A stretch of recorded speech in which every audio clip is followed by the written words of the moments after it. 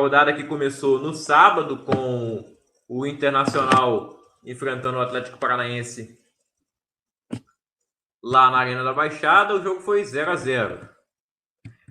Eu sabia que ia ser um jogo difícil porque o Mano Menezes é resultadista, joga na retranca mesmo, fora de casa principalmente. Ia ser difícil para o Atlético furar a defesa. Também não é um time assim... O Filipão não é retranqueiro, mas também não é ultra ofensivo. E acabou acontecendo isso aí, 0-0, né? Eu palpitei que seria 1-0, mas o 0 não saiu do placar. O Flamengo ganhou de 2-0 do Coritiba. Jogo difícil, tá? O Coritiba no primeiro tempo, ali no começo, para mim o Coritiba estava melhor que o Flamengo, não deixava o Flamengo conseguir criar jogadas, e o Flamengo conseguiu fazer 2 gols de bola parada, né? Em 2 escanteios. Um gol do Léo Pereira e o outro do Diego. Diego, que anunciou hoje, né, nessa terça-feira pela manhã, convocou uma entrevista coletiva para anunciar que ele não vai continuar no Flamengo para 2023. E talvez ele se aposente. Ele disse que não vai jogar mais em nenhum time do Brasil. Se ele for continuar jogando, vai ser por um time do exterior, né, um time de fora do país. E isso ele falou ainda que depende, né, da proposta, se fizerem os olhos dele brilhar, né? Se tiver bastante cifrões, ele deve jogar aí na Arábia, né, nos Estados Unidos, não sei. Na Europa, sem chance, né, Diego? Talvez ele em algum time médio de Portugal, né? Porque grande centro da Europa não tem mais como ele jogar, né? Se ele não é titular do Flamengo hoje, eu acho que ele seria titular em alguns times da Série A, mas ele não quer atuar em outro time, né? Até que, pelo menos para o Santos, eu acho que ele deveria ter deixado as portas abertas, mas ele que sabe da vida dele, ele não precisa mais de dinheiro, eu acho, né?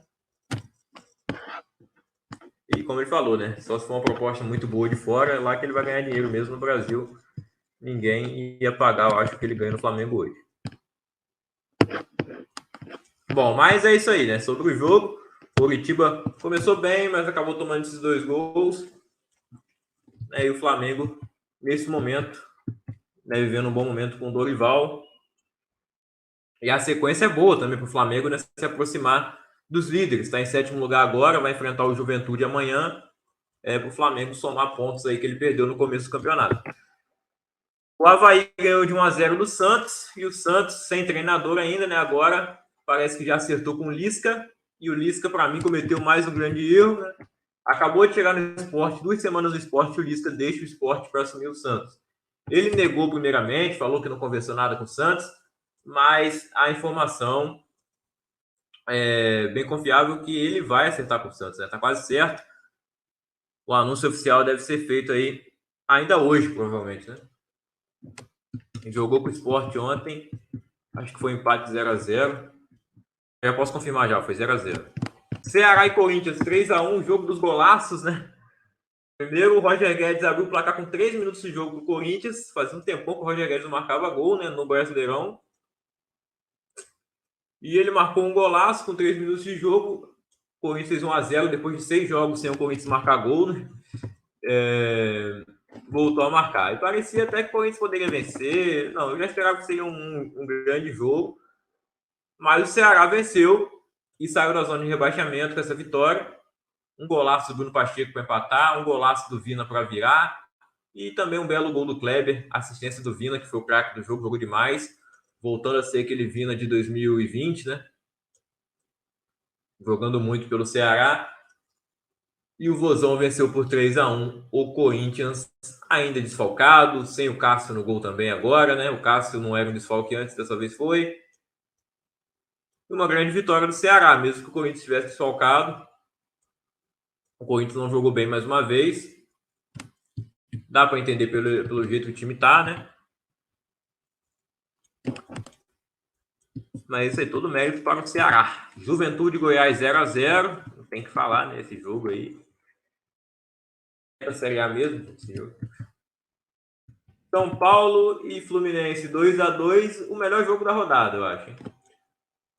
Reencontro do Diniz com o São Paulo, mais uma vez. Mais uma vez não, primeira vez, eu acho.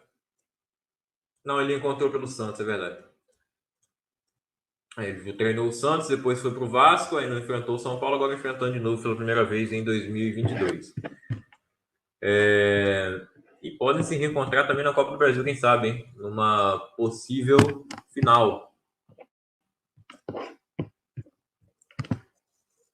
E o Fluminense saiu na frente do placar com o André.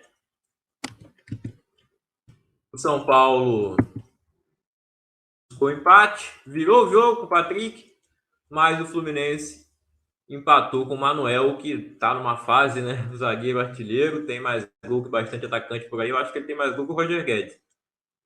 É o Lukaku brasileiro que joga na zaga, o Manuel, né? Grande fase do zagueiro. Grande fase do time do Fluminense, embora eu acho que tenha jogado abaixo do que vinha jogando nessa partida, mas ainda assim foi um grande jogo. São Paulo jogou bem também, mas teve que fazer várias substituições ainda no primeiro tempo, e isso atrapalhou um pouco. Não que eu acho que não tenha vencido por conta disso, né? Deu mole, e o Manuel apareceu sozinho na área para fazer gol de cabeça. Inclusive o Jandrei, né, que foi o herói da classificação na Copa do Brasil, teve que ser substituído, que se machucou. E aí botaram o goleiro da base lá.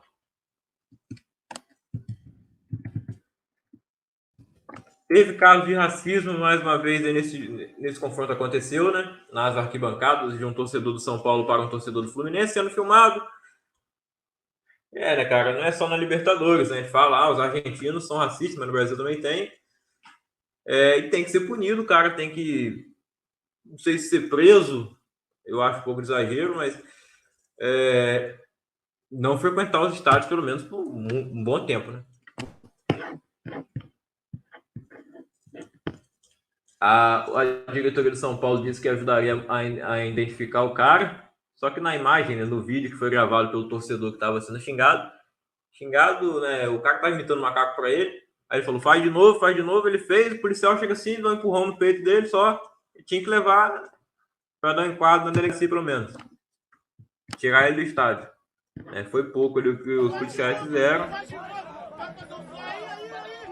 Mas é isso, vamos falar de futebol. Na arquibancada rolou de tudo, tinha até um astronauta da NASA na arquibancada do Morumbi. Mas dentro de campo o jogo foi bem legal, né? Inclusive aquele lance do Caio Paulista, que se esforça pra caramba pra tirar a bola da lateral.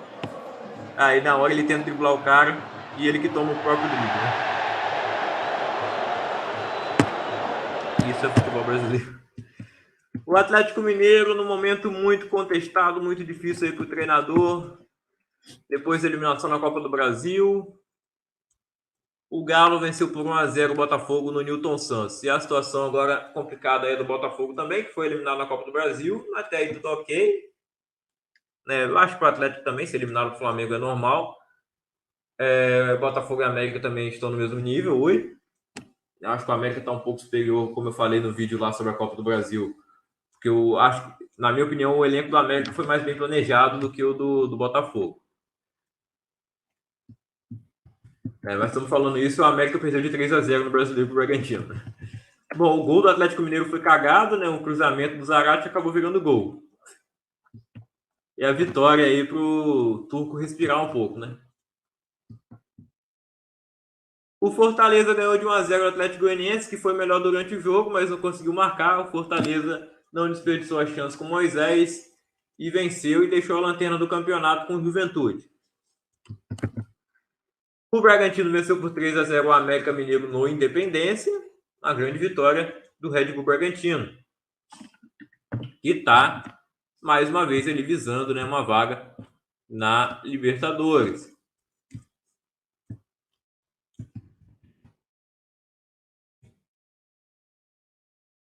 O Palmeiras ontem, para fechar a rodada, o Palmeiras venceu por 1-0 o Cuiabá, gol do Gabriel Veron, que tinha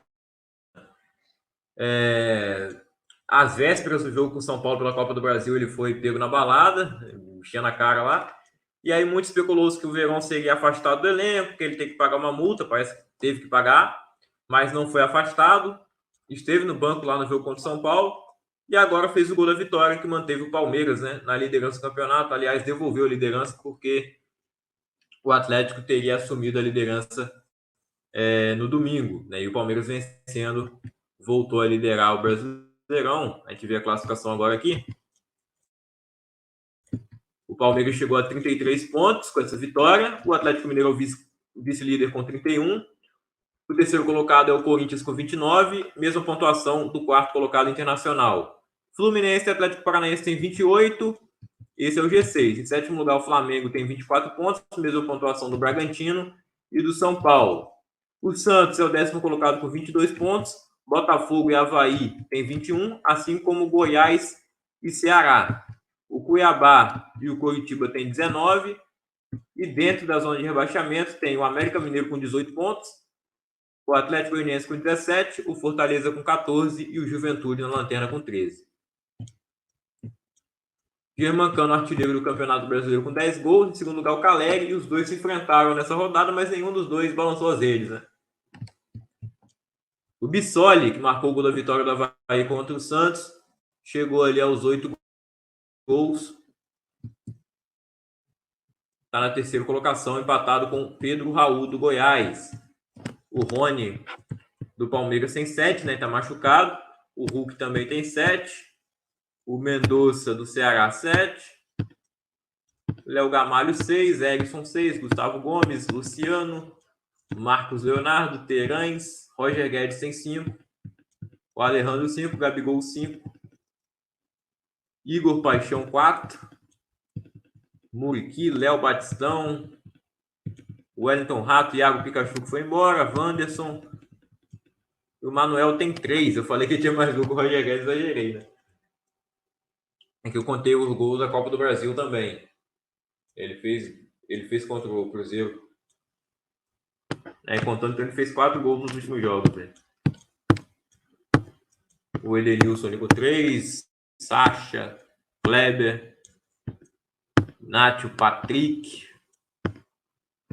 Aí, né? Vamos ver todo mundo que tem gol aqui, né? Moisés, Dudu. Chegar nos caras que tem um gol. Vamos chegar lá.